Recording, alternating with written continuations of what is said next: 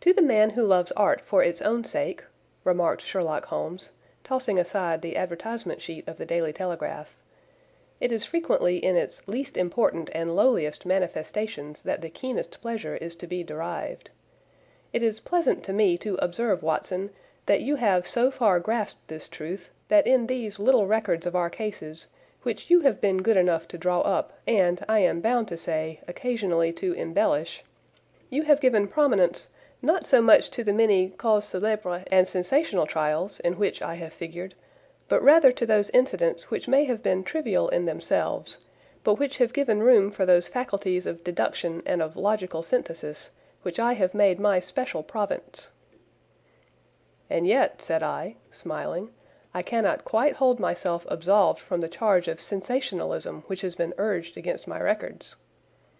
"You have erred, perhaps," he observed, taking up a glowing cinder with the tongs, and lighting with it the long cherry-wood pipe which was wont to replace his clay when he was in a disputatious rather than a meditative mood. "You have erred, perhaps, in attempting to put colour and life into each of your statements, instead of confining yourself to the task of placing upon record that severe reasoning from cause to effect which is really the only notable feature about the thing."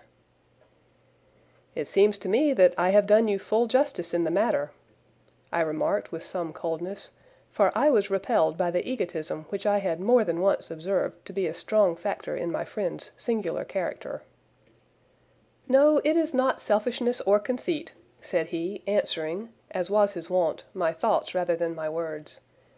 "If I claim full justice for my art, it is because it is an impersonal thing, a thing beyond myself. Crime is common. Logic is rare. Therefore it is upon the logic rather than upon the crime that you should dwell. You have degraded what should have been a course of lectures into a series of tales." It was a cold morning of the early spring, and we sat after breakfast on either side of a cheery fire in the old room at Baker Street. A thick fog rolled down between the lines of dun-coloured houses, and the opposing windows loomed like dark, shapeless blurs through the heavy yellow wreaths. Our gas was lit and shone on the white cloth and glimmer of china and metal, for the table had not been cleared yet. Sherlock Holmes had been silent all the morning, dipping continuously into the advertisement columns of a succession of papers, until at last, having apparently given up his search, he had emerged in no very sweet temper to lecture me upon my literary shortcomings.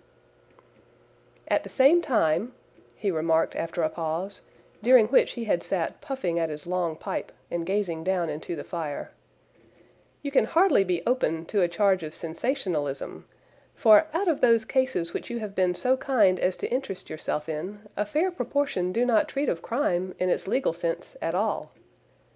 The small matter in which I endeavoured to help the King of Bohemia, the singular experience of Miss Mary Sutherland, the problem connected with the man with the twisted lip, and the incident of the noble bachelor, were all matters which are outside the pale of the law. But in avoiding the sensational I fear that you may have bordered on the trivial."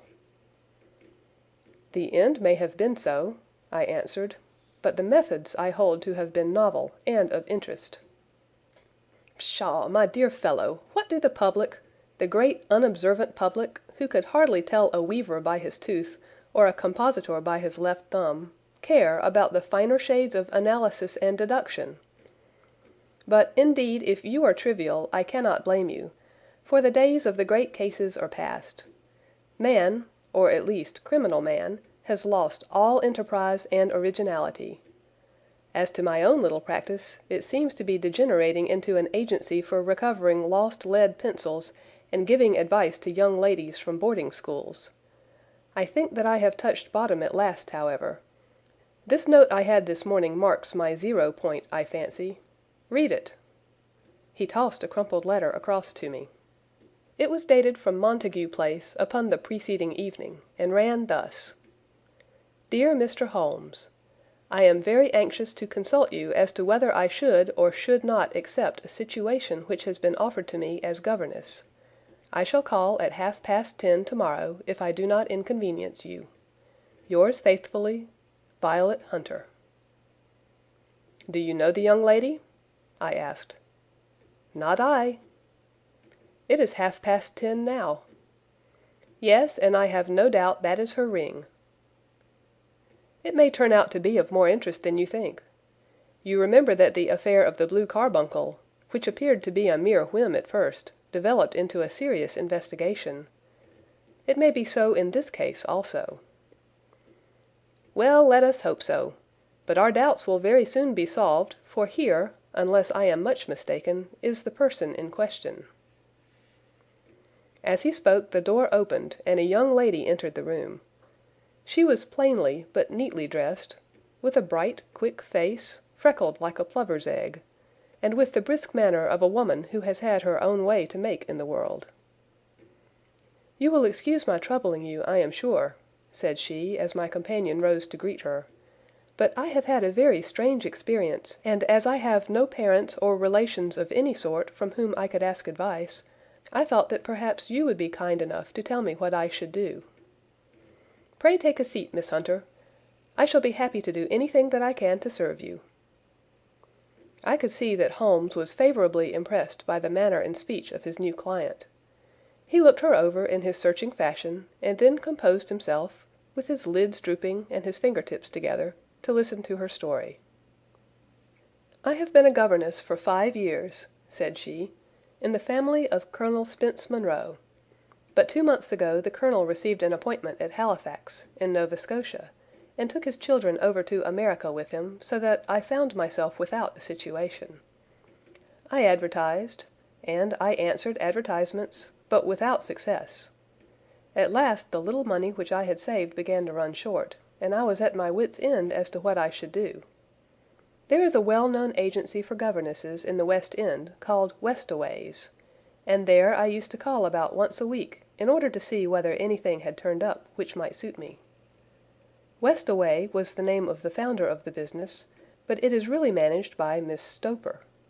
She sits in her own little office, and the ladies who are seeking employment wait in an anteroom, and are then shown in one by one, when she consults her ledgers and sees whether she has anything which would suit them. Well, when I called last week, I was shown into the little office as usual, but I found that Miss Stoper was not alone. A prodigiously stout man with a very smiling face and a great heavy chin which rolled down in fold upon fold over his throat, sat at her elbow with a pair of glasses on his nose, looking very earnestly at the ladies who entered. As I came in he gave quite a jump in his chair, and turned quickly to Miss Stoper. "That will do," said he. "I could not ask for anything better. Capital, capital!" He seemed quite enthusiastic, and rubbed his hands together in the most genial fashion. He was such a comfortable-looking man that it was quite a pleasure to look at him.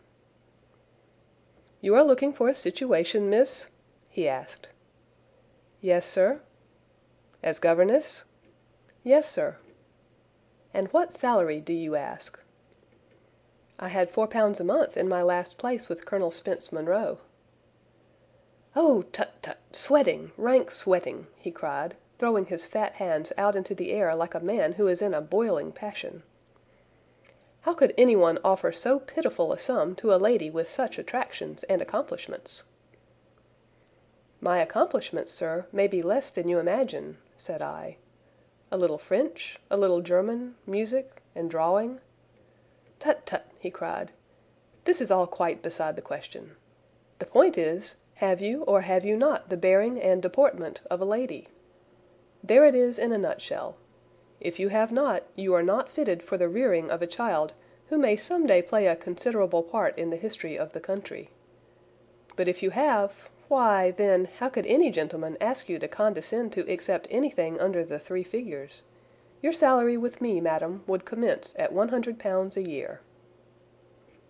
You may imagine, Mr. Holmes, that to me, destitute as I was, such an offer seemed almost too good to be true.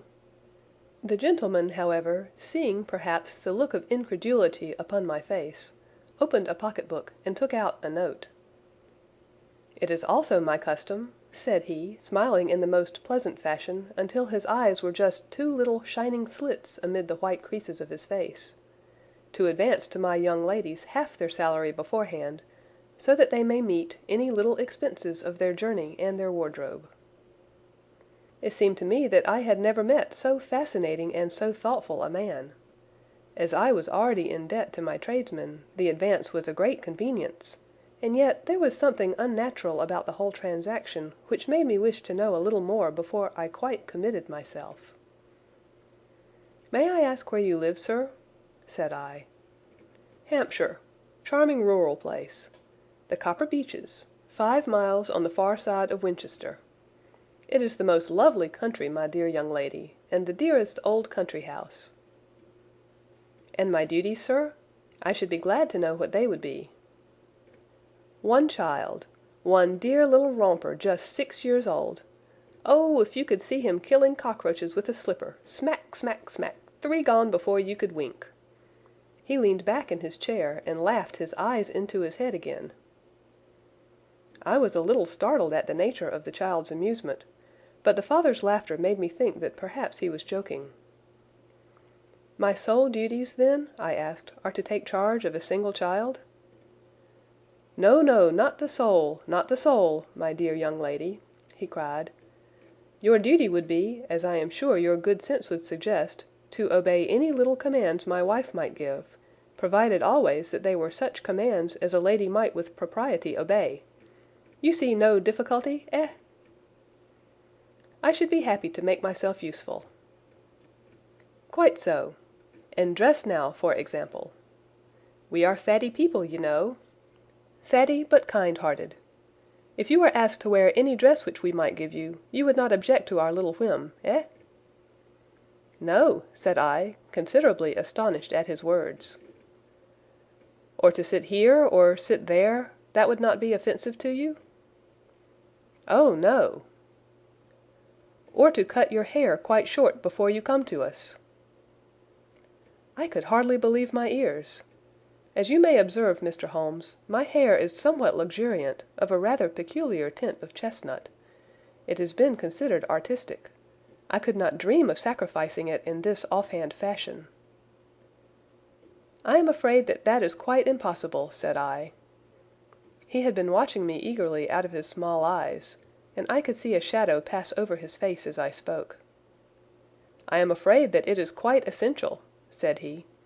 "It is a little fancy of my wife's, and ladies' fancies, you know, madam, ladies' fancies must be consulted. And so you won't cut your hair?" "No, sir, I really could not," I answered firmly. "Ah, very well. Then that quite settles the matter. It is a pity, because in other respects you would really have done very nicely. In that case, Miss Stoper, I had best inspect a few more of your young ladies." The manageress had sat all this while busy with her papers, without a word to either of us, but she glanced at me now with so much annoyance upon her face that I could not help suspecting that she had lost a handsome commission through my refusal. "Do you desire your name to be kept upon the books?" she asked. "If you please, Miss Stoper." "Well, really it seems rather useless, since you refuse the most excellent offers in this fashion," said she sharply. "You can hardly expect us to exert ourselves to find another such opening for you. Good day to you, Miss Hunter." She struck a gong upon the table, and I was shown out by the page. Well, Mr. Holmes, when I got back to my lodgings and found little enough in the cupboard and 2 or 3 bills upon the table, I began to ask myself whether I had not done a very foolish thing. After all, if these people had strange fads and expected obedience on the most extraordinary matters, they were at least ready to pay for their eccentricity. Very few governesses in England are getting £100 a year. Besides, what use was my hair to me? Many people are improved by wearing it short, and perhaps I should be among the number. Next day I was inclined to think that I had made a mistake, and by the day after I was sure of it. I had almost overcome my pride so far as to go back to the agency and inquire whether the place was still open, when I received this letter from the gentleman himself. I have it here, and I will read it to you. The Copper Beeches, near Winchester. Dear Miss Hunter, Miss Stoper has very kindly given me your address, and I write from here to ask you whether you have reconsidered your decision. My wife is very anxious that you should come, for she has been much attracted by my description of you. We are willing to give £30 a quarter, or £120 a year, so as to recompense you for any little inconvenience which our fads may cause you. They are not very exacting, after all. My wife is fond of a particular shade of electric blue, and would like you to wear such a dress indoors in the morning. You need not, however, go to the expense of purchasing one, as we have one belonging to my dear daughter Alice, now in Philadelphia, which would, I should think, fit you very well. Then, as to sitting here or there, or amusing yourself in any manner indicated, that need cause you no inconvenience. As regards your hair, it is no doubt a pity, especially as I could not help remarking its beauty during our short interview. But I am afraid that I must remain firm upon this point, and I only hope that the increased salary may recompense you for the loss. Your duties, as far as the child is concerned, are very light. Now do try to come, and I shall meet you with the dog-cart at Winchester. Let me know your train. Yours faithfully, Jethro Rucastle. That is the letter which I have just received, Mr. Holmes, and my mind is made up that I will accept it. I thought, however, that before taking the final step, I should like to submit the whole matter to your consideration. Well, Miss Hunter, if your mind is made up, that settles the question, said Holmes, smiling. But you would not advise me to refuse? I confess that it is not the situation which I should like to see a sister of mine apply for. What is the meaning of it all, Mr. Holmes? Ah, I have no data. I cannot tell. Perhaps you have yourself formed some opinion?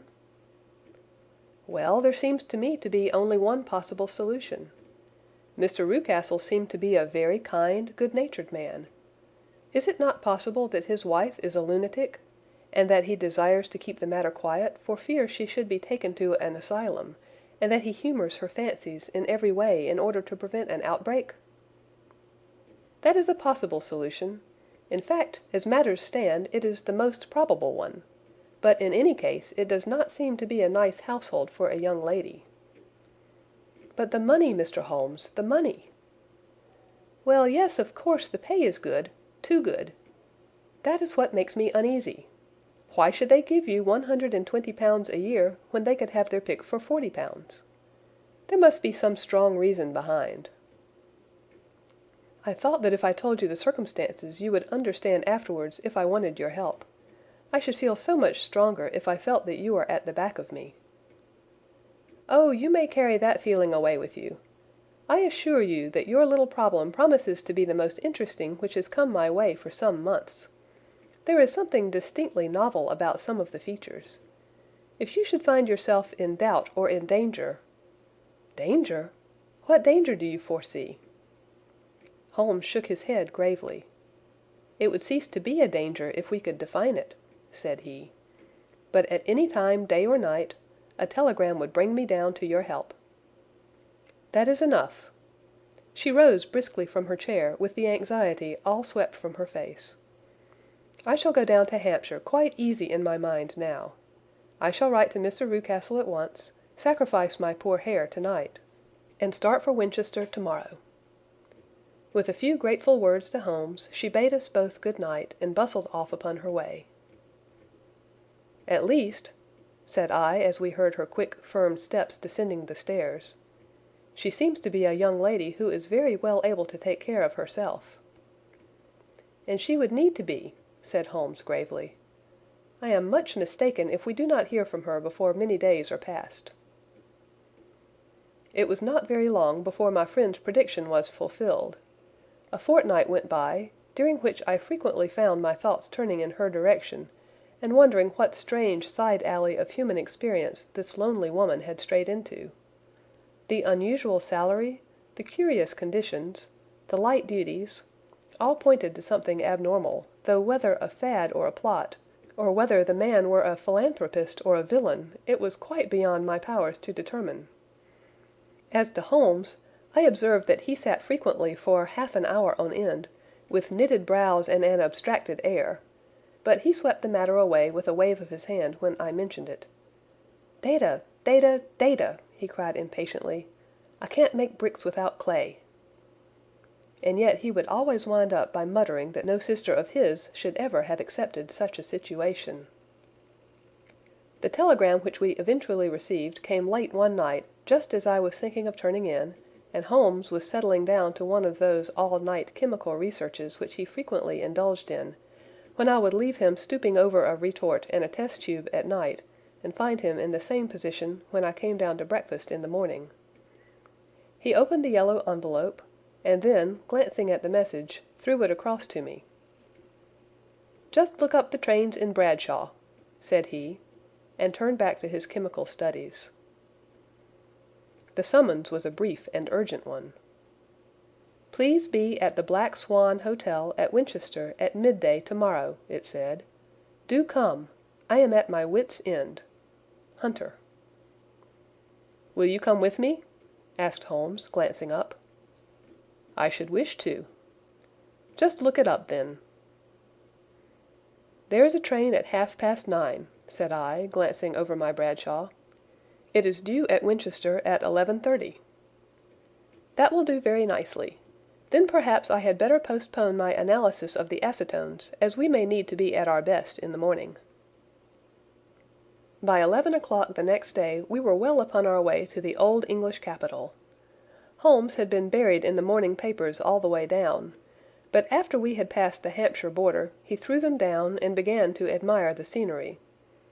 It was an ideal spring day, a light blue sky, flecked with little fleecy white clouds drifting across from west to east. The sun was shining very brightly, and yet there was an exhilarating nip in the air which set an edge to a man's energy. All over the countryside, away to the rolling hills around Aldershot, the little red and grey roofs of the farmsteadings peeped out from amid the light green of the new foliage. "Are they not fresh and beautiful?" I cried with all the enthusiasm of a man fresh from the fogs of Baker Street. But Holmes shook his head gravely. "Do you know, Watson," said he, "that it is one of the curses of a mind with a turn like mine, that I must look at everything with reference to my own special subject. You look at these scattered houses, and you are impressed by their beauty. I look at them, and the only thought which comes to me is a feeling of their isolation, and of the impunity with which crime may be committed there." "Good heavens!" I cried. "Who would associate crime with these dear old homesteads?" "They always fill me with a certain horror. It is my belief, Watson, founded upon my experience, that the lowest and vilest alleys in London do not present a more dreadful record of sin than does the smiling and beautiful countryside." "You horrify me." "But the reason is very obvious. The pressure of public opinion can do in the town what the law cannot accomplish. There is no lane so vile that the scream of a tortured child, or the thud of a drunkard's blow, does not beget sympathy and indignation among the neighbours, and then the whole machinery of justice is ever so close that a word of complaint can set it going, and there is but a step between the crime and the dock. But look at these lonely houses, each in its own fields, filled for the most part with poor ignorant folk who know little of the law. Think of the deeds of hellish cruelty, the hidden wickedness which may go on year in, year out, in such places, and none the wiser. Had this lady who appeals to us for help gone to live in Winchester, I should never have had a fear for her. It is the 5 miles of country which makes the danger. Still, it is clear that she is not personally threatened. No, if she can come to Winchester to meet us, she can get away. Quite so, she has her freedom. What can be the matter, then? Can you suggest no explanation? I have devised 7 separate explanations, each of which would cover the facts as far as we know them. But which of these is correct can only be determined by the fresh information which we shall no doubt find waiting for us. Well, there is the tower of the cathedral, and we shall soon learn all that Miss Hunter has to tell. The Black Swan is an inn of repute in the High Street, at no distance from the station, and there we found the young lady waiting for us. She had engaged a sitting room, and our lunch awaited us upon the table. "I am so delighted that you have come," she said earnestly. "It is so very kind of you both. but indeed I do not know what I should do. Your advice will be altogether invaluable to me." "Pray tell us what has happened to you." "I will do so, and I must be quick, for I have promised Mr. Rucastle to be back before 3. I got his leave to come into town this morning, though he little knew for what purpose." "Let us have everything in its due order." Holmes thrust his long, thin legs out towards the fire, and composed himself to listen.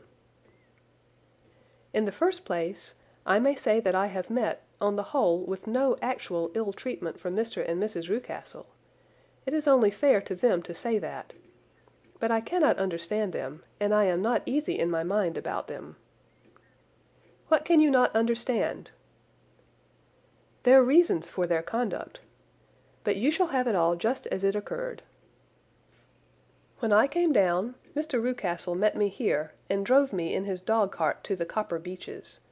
It is, as he said, beautifully situated, but it is not beautiful in itself, for it is a large square block of a house, whitewashed, but all stained and streaked with damp and bad weather. There are grounds round it, woods on 3 sides, and on the 4th a field which slopes down to the Southampton highroad, which curves past about 100 yards from the front door. This ground in front belongs to the house, but the woods all round are part of Lord Southerton's preserves. A clump of copper beeches immediately in front of the hall door has given its name to the place. I was driven over by my employer, who was as amiable as ever, and was introduced by him that evening to his wife and the child. There was no truth, Mr. Holmes, in the conjecture which seemed to us to be probable in your rooms at Baker Street. Mrs. Rucastle is not mad. I found her to be a silent, pale-faced woman, much younger than her husband, and not more than 30, I should think, while he can hardly be less than 45. From their conversation I have gathered that they have been married about 7 years, that he was a widower, and that his only child by the first wife was the daughter who has gone to Philadelphia. Mr. Rucastle told me in private that the reason why she had left them was that she had an unreasoning aversion to her stepmother. As the daughter could not have been less than 20, I can quite imagine that her position must have been uncomfortable with her father's young wife. Mrs. Rucastle seemed to me to be colourless in mind as well as in feature. She impressed me neither favourably nor the reverse. She was a nonentity. It was easy to see that she was passionately devoted both to her husband and to her little son. Her light grey eyes wandered continually from one to the other, noting every little want and forestalling it if possible. He was kind to her also in his bluff, boisterous fashion, and on the whole they seemed to be a happy couple. And yet she had some secret sorrow, this woman. She would often be lost in deep thought, with the saddest look upon her face. More than once I have surprised her in tears. I have thought sometimes that it was the disposition of her child which weighed upon her mind, for I have never met so utterly spoiled and so ill-natured a little creature. He is small for his age, with a head which is quite disproportionately large. His whole life appears to be spent in an alternation between savage fits of passion and gloomy intervals of sulking. Giving pain to any creature weaker than himself seems to be his one idea of amusement, and he shows quite remarkable talent in planning the capture of mice, little birds, and insects. But I would rather not talk about the creature, Mr. Holmes, and indeed he has little to do with my story. "I am glad of all details," remarked my friend, "whether they seem to you to be relevant or not." "I shall try not to miss anything of importance. The one unpleasant thing about the house, which struck me at once, was the appearance and conduct of the servants. There are only 2, a man and his wife. Toller, for that is his name, is a rough, uncouth man, with grizzled hair and whiskers, and a perpetual smell of drink. Twice since I have been with him he has been quite drunk, and yet Mr. Rucastle seemed to take no notice of it. His wife is a very tall and strong woman with a sour face, as silent as Mrs. Rucastle, and much less amiable. They are a most unpleasant couple, but fortunately I spend most of my time in the nursery and my own room, which are next to each other in one corner of the building. For 2 days after my arrival at the Copper Beeches, my life was very quiet.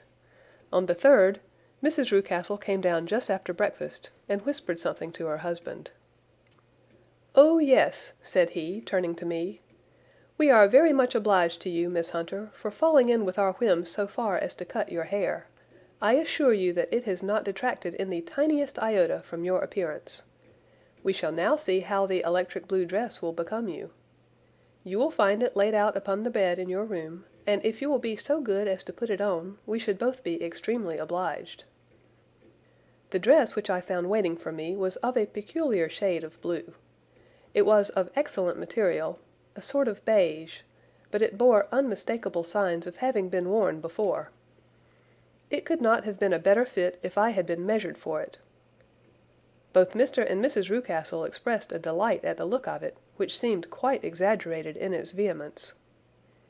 They were waiting for me in the drawing-room, which is a very large room stretching along the entire front of the house, with 3 long windows reaching down to the floor.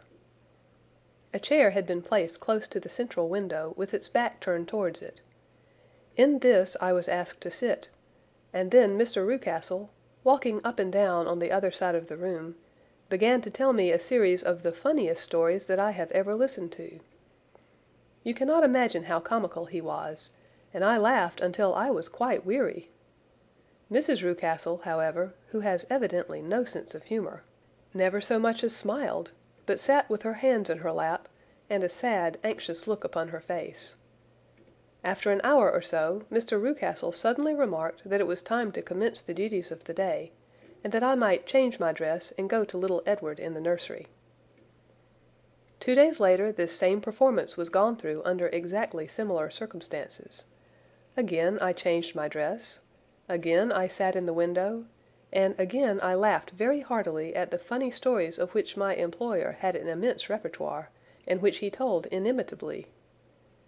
Then he handed me a yellow-backed novel, and moving my chair a little sideways that my own shadow might not fall upon the page, he begged me to read aloud to him. I read for about 10 minutes, beginning in the heart of a chapter, and then suddenly, in the middle of a sentence, he ordered me to cease and to change my dress. You can easily imagine, Mr. Holmes, how curious I became as to what the meaning of this extraordinary performance could possibly be. They were always very careful, I observed, to turn my face away from the window, so that I became consumed with the desire to see what was going on behind my back. At first it seemed to be impossible, but I soon devised a means. My hand mirror had been broken, so a happy thought seized me, and I concealed a piece of the glass in my handkerchief. On the next occasion, in the midst of my laughter, I put my handkerchief up to my eyes, and was able with a little management to see all that there was behind me. I confess that I was disappointed. There was nothing. At least, that was my first impression. At the second glance, however, I perceived that there was a man standing in the Southampton Road, a small bearded man in a grey suit, who seemed to be looking in my direction. The road is an important highway, and there are usually people there. This man, however, was leaning against the railings which bordered our field, and was looking earnestly up. I lowered my handkerchief and glanced at Mrs. Rucastle, to find her eyes fixed upon me with a most searching gaze. She said nothing, but I am convinced that she had divined that I had a mirror in my hand, and had seen what was behind me. She rose at once. "Jeffro," said she, "there is an impertinent fellow upon the road there who stares up at Miss Hunter." "No friend of yours, Miss Hunter?" he asked. "No, I know no one in these parts." "Dear me, how very impertinent! Kindly turn round and motion to him to go away." "Surely it would be better to take no notice." "No, no, we should have him loitering here always. Kindly turn round and wave him away like that." I did as I was told, and at the same instant Mrs. Rucastle drew down the blind. That was a week ago, and from that time I have not sat again in the window, nor have I worn the blue dress, nor seen the man in the road. "Pray continue," said Holmes. Your narrative promises to be a most interesting one. You will find it rather disconnected, I fear, and there may prove to be little relation between the different incidents of which I speak. On the very first day that I was at the Copper Beeches, Mr. Rucastle took me to a small outhouse which stands near the kitchen door. As we approached it, I heard the sharp rattling of a chain and the sound as of a large animal moving about. "Look in here," said Mr. Rucastle, showing me a slit between two planks. "Is he not a beauty?" I looked through and was conscious of two glowing eyes and of a vague figure huddled up in the darkness. "Don't be frightened," said my employer, laughing at the start which I had given. "It's only Carlo, my mastiff. I call him mine, but really old Toller, my groom, is the only man who can do anything with him. We feed him once a day, and not too much then, so that he is always as keen as mustard. Toller lets him loose every night, and God help the trespasser whom he lays his fangs upon.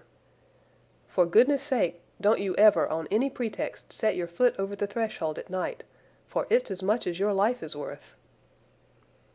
The warning was no idle one, for 2 nights later I happened to look out of my bedroom window about 2 o'clock in the morning. It was a beautiful moonlight night, and the lawn in front of the house was silvered over and almost as bright as day. I was standing, wrapped in the peaceful beauty of the scene, when I was aware that something was moving under the shadow of the Copper Beeches. As it emerged into the moonshine, I saw what it was. It was a giant dog, as large as a calf, tawny tinted, with hanging jowl, black muzzle, and huge projecting bones. It walked slowly across the lawn and vanished into the shadow upon the other side.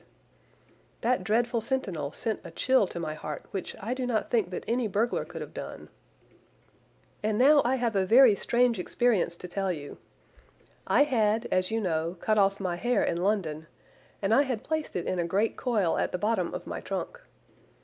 One evening, after the child was in bed, I began to amuse myself by examining the furniture of my room, and by rearranging my own little things. There was an old chest of drawers in the room, the 2 upper ones empty and open, the lower one locked. I had filled the first 2 with my linen, and as I had still much to pack away, I was naturally annoyed at not having the use of the 3rd drawer. It struck me that it might have been fastened by a mere oversight, so I took out my bunch of keys and tried to open it. The very first key fitted to perfection, and I drew the drawer open. There was only one thing in it, but I am sure that you would never guess what it was. It was my coil of hair. I took it up and examined it. It was of the same peculiar tint and the same thickness. But then the impossibility of the thing obtruded itself upon me. How could my hair have been locked in the drawer? With trembling hands I undid my trunk, turned out the contents, and drew from the bottom my own hair. I laid the 2 tresses together, and I assure you that they were identical. Was it not extraordinary? Puzzle as I would, I could make nothing at all of what it meant. I returned the strange hair to the drawer, and I said nothing of the matter to the Rucastles, as I felt that I had put myself in the wrong by opening a drawer which they had locked. I am naturally observant, as you may have remarked, Mr. Holmes, and I soon had a pretty good plan of the whole house in my head. There was one wing, however, which appeared not to be inhabited at all. A door which faced that which led into the quarters of the Tollers opened into this suite, but it was invariably locked. One day, however, as I ascended the stair, I met Mr. Rucastle coming out through this door, his keys in his hand, and a look on his face which made him a very different person to the round, jovial man to whom I was accustomed. His cheeks were red, his brow was all crinkled with anger, and the veins stood out at his temples with passion. He locked the door and hurried past me without a word or a look. This aroused my curiosity, so when I went out for a walk in the grounds with my charge, I strolled round to the side from which I could see the windows of this part of the house. There were 4 of them in a row, 3 of which were simply dirty, while the 4th was shuttered up. They were evidently all deserted. As I strolled up and down, glancing at them occasionally, Mr. Rucastle came out to me, looking as merry and jovial as ever. "Ah," said he, "you must not think me rude if I passed you without a word, my dear young lady. I was preoccupied with business matters." I assured him that I was not offended. "By the way," said I, "you seem to have quite a suite of spare rooms up there, and one of them has the shutters up." He looked surprised and, as it seemed to me, a little startled at my remark. "Photography is one of my hobbies," said he. "I have made my dark room up there. But, dear me, what an observant young lady we have come upon! Who would have believed it? Who would have ever believed it?" He spoke in a jesting tone, but there was no jest in his eyes as he looked at me. I read suspicion there, and annoyance, but no jest. "Well, Mr. Holmes, from the moment that I understood that there was something about that suite of rooms which I was not to know, I was all on fire to go over them. It was not mere curiosity, though I have my share of that. It was more a feeling of duty, a feeling that some good might come from my penetrating to this place. They talk of woman's instinct. Perhaps it was woman's instinct which gave me that feeling.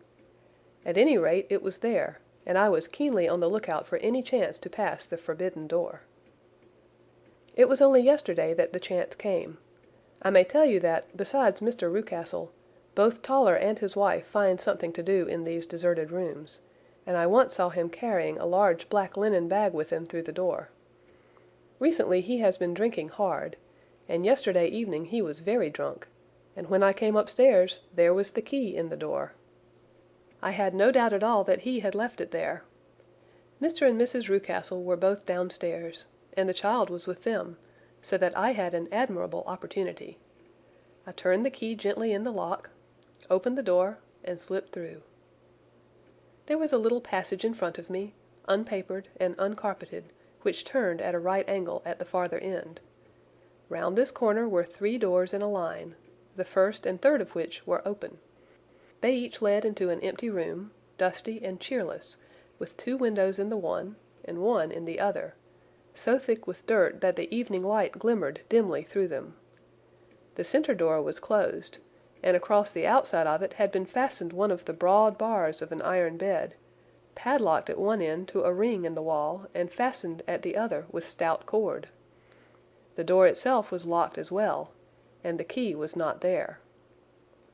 This barricaded door corresponded clearly with the shuttered window outside, and yet I could see by the glimmer from beneath it that the room was not in darkness. Evidently there was a skylight which let in light from above. As I stood in the passage gazing at the sinister door and wondering what secret it might veil, I suddenly heard the sound of steps within the room and saw a shadow pass backward and forward against the little slit of dim light which shone out from under the door. A mad, unreasoning terror rose up in me at the sight, Mr. Holmes. My overstrung nerves failed me suddenly, and I turned and ran as though some dreadful hand were behind me clutching at the skirt of my dress. I rushed down the passage, through the door, and straight into the arms of Mr. Rucastle, who was waiting outside. "So," said he, smiling, "it was you, then. I thought that it must be when I saw the door open." "Oh, I am so frightened!" I panted. "My dear young lady!" You cannot think how caressing and soothing his manner was. "And what has frightened you, my dear young lady?" But his voice was just a little too coaxing. He overdid it. I was keenly on my guard against him. "I was foolish enough to go into the empty wing," I answered. "But it is so lonely and eerie in this dim light that I was frightened and ran out again. Oh, it is so dreadfully still in there!" "Only that?" said he, looking at me keenly. "Why, what did you think?" I asked. "Why do you think that I locked this door?" "I am sure that I do not know." "It is to keep people out who have no business there, do you see?" He was still smiling in the most amiable manner. "I am sure if I had known—" "Well, then, you know now. And if you ever put your foot over that threshold again—" Here in an instant the smile hardened into a grin of rage, and he glared down at me with the face of a demon. "I'll throw you to the mastiff." I was so terrified that I do not know what I did. I suppose that I must have rushed past him into my room. I remember nothing until I found myself lying on my bed, trembling all over. Then I thought of you, Mr. Holmes. I could not live there longer without some advice. I was frightened of the house, of the man, of the woman, of the servants, even of the child. They were all horrible to me. If I could only bring you down, all would be well. Of course I might have fled from the house, but my curiosity was almost as strong as my fears. My mind was soon made up. I would send you a wire. I put on my hat and cloak, went down to the office, which is about half a mile from the house, and then returned feeling very much easier. A horrible doubt came into my mind as I approached the door lest the dog might be loose, but I remembered that Toller had drunk himself into a state of insensibility that evening, and I knew that he was the only one in the household who had any influence with the savage creature, or who would venture to set him free. I slipped in safety, and lay awake half the night in my joy at the thought of seeing you. I had no difficulty in getting leave to come into Winchester this morning, but I must be back before 3 o'clock, for Mr. and Mrs. Rucastle are going on a visit and will be away all the evening, so that I must look after the child. Now I have told you all my adventures, Mr. Holmes, and I should be very glad if you could tell me what it all means, and above all, what I should do." Holmes and I had listened spellbound to this extraordinary story. My friend rose now and paced up and down the room, his hands in his pockets, and an expression of the most profound gravity upon his face. "Is Toller still drunk?" he asked. "Yes, I heard his wife tell Mrs. Rucastle that she could do nothing with him." "That is well. And the Rucastles go out tonight?" "Yes." "Is there a cellar with a good strong lock?" "Yes, the wine cellar." "You seem to me to have acted all through this matter like a very brave and sensible girl, Miss Hunter. Do you think that you could perform one more feat? I should not ask it of you if I did not think you quite an exceptional woman." "I will try. What is it?" "We shall be at the Copper Beeches by 7 o'clock, my friend and I. The Rucastles will be gone by that time, and Toller will, we hope, be incapable. There only remains Mrs. Toller, who might give the alarm. If you could send her into the cellar on some errand, and then turn the key upon her, you would facilitate matters immensely." "I will do it." "Excellent. We shall then look thoroughly into the affair. Of course there is only one feasible explanation. You have been brought there to personate someone, and the real person is imprisoned in this chamber. That is obvious. As to who this prisoner is, I have no doubt that it is the daughter, Miss Alice Rucastle, if I remember right, who is said to have gone to America. You were chosen, doubtless, as resembling her in height, figure, and the color of her hair. Hers had been cut off, very possibly in some illness through which she has passed, and so, of course, yours had to be sacrificed also. By a curious chance you came upon her tresses.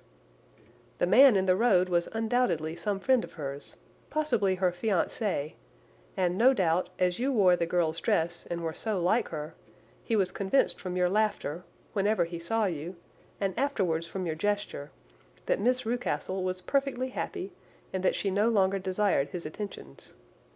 The dog is let loose at night to prevent him from endeavouring to communicate with her. So much is fairly clear.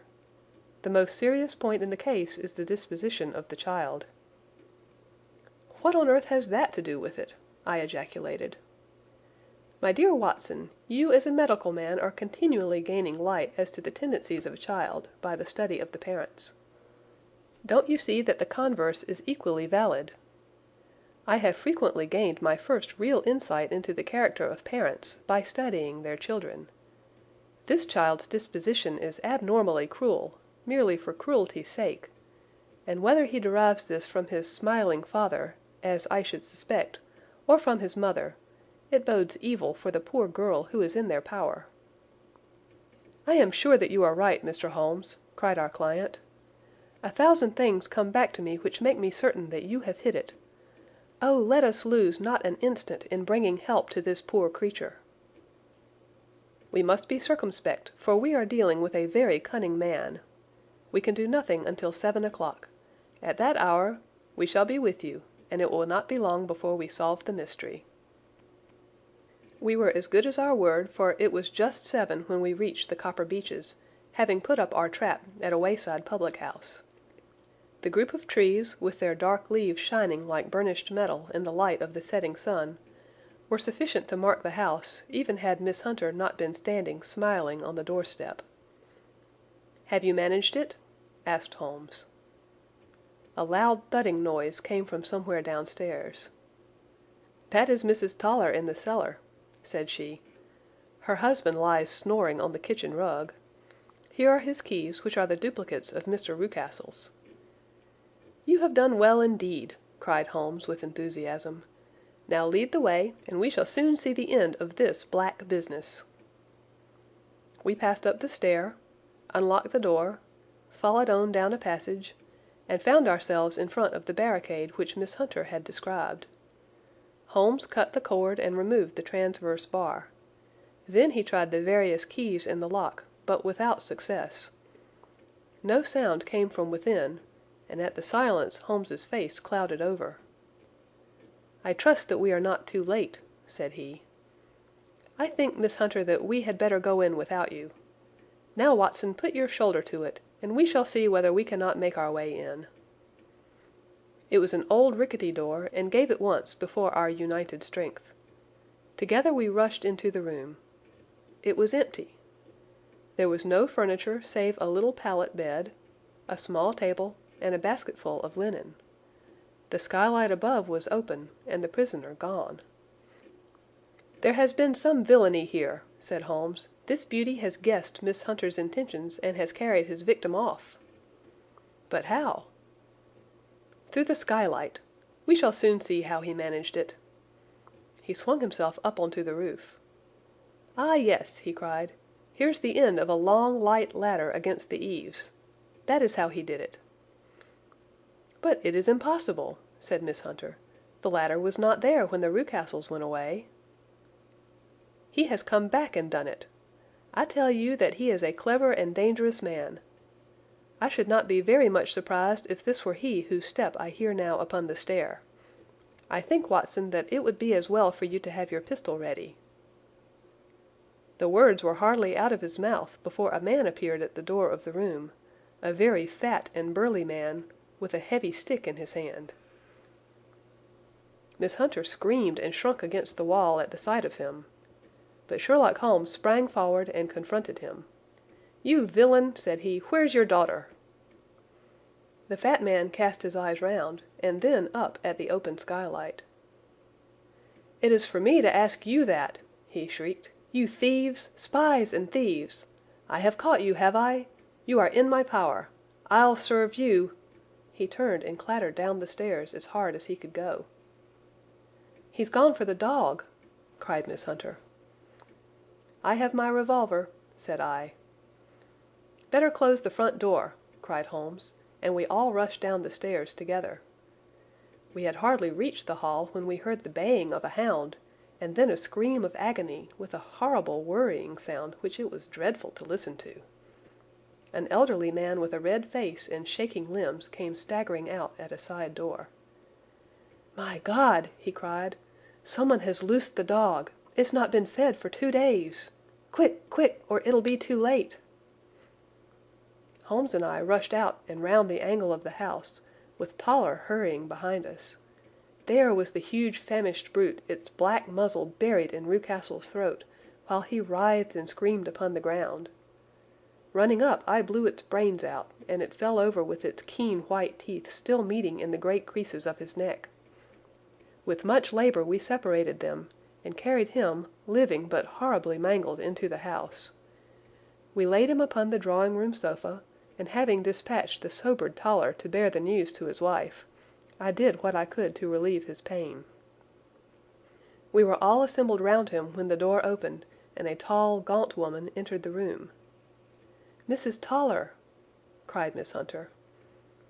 "Yes, miss. Mr. Rucastle let me out, when he came back before he went up to you. Ah, miss, it is a pity you didn't let me know what you were planning, for I would have told you that your pains were wasted." "Ha!" said Holmes, looking keenly at her. "It is clear that Mrs. Toller knows more about this matter than anyone else." Yes, sir, I do, and I am ready enough to tell what I know." "Then pray sit down, and let us hear it, for there are several points on which I must confess that I am still in the dark." "I will soon make it clear to you," said she, "and I'd have done so before now, if I could have got out from the cellar. If there's police court business over this, you'll remember that I was the one that stood your friend, and that I was Miss Alice's friend too. She was never happy at home, Miss Alice wasn't, from the time that her father married again.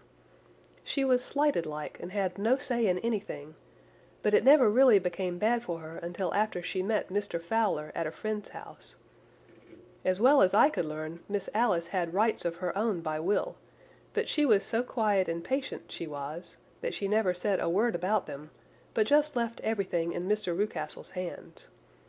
He knew he was safe with her, but when there was a chance of a husband coming forward, who would ask for all that the law would give him, then her father thought it time to put a stop on it. He wanted her to sign a paper so that whether she married or not, he could use her money. When she wouldn't do it, he kept on worrying her until she got brain fever, and for 6 weeks was at death's door. Then she got better at last, all worn to a shadow, and with her beautiful hair cut off. But that didn't make no change in her young man, and he stuck to her as true as man could be." "Ah," said Holmes, "I think that what you have been good enough to tell us makes the matter fairly clear, and that I can deduce all that remains. Mr. Rucastle, then, I presume, took to this system of imprisonment?" "Yes, sir." "And brought Miss Hunter down from London in order to get rid of the disagreeable persistence of Mr. Fowler?" "That was it, sir." "But Mr. Fowler, being a persevering man, as a good seaman should be, blockaded the house, and having met you succeeded by certain arguments, metallic or otherwise, in convincing you that your interests were the same as his." "Mr. Fowler was a very kind-spoken, free-handed gentleman," said Mrs. Toller serenely.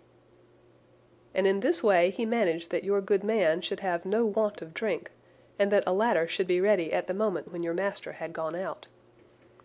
"You have it, sir, just as it happened."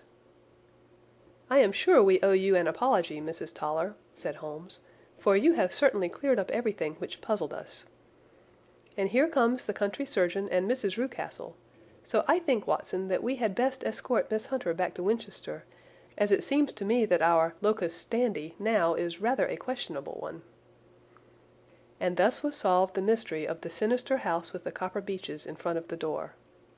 Mr. Rucastle survived, but was always a broken man, kept alive solely through the care of his devoted wife. They still live with their old servants, who probably know so much of Rucastle's past life that he finds it difficult to part from them. Mr. Fowler and Miss Rucastle were married, by special license, in Southampton the day after their flight, and he is now the holder of a government appointment in the island of Mauritius. As to Miss Violet Hunter, my friend Holmes, rather to my disappointment, manifested no further interest in her when once she had ceased to be the centre of one of his problems, and she is now the head of a private school at Walsall, where I believe that she has met with considerable success.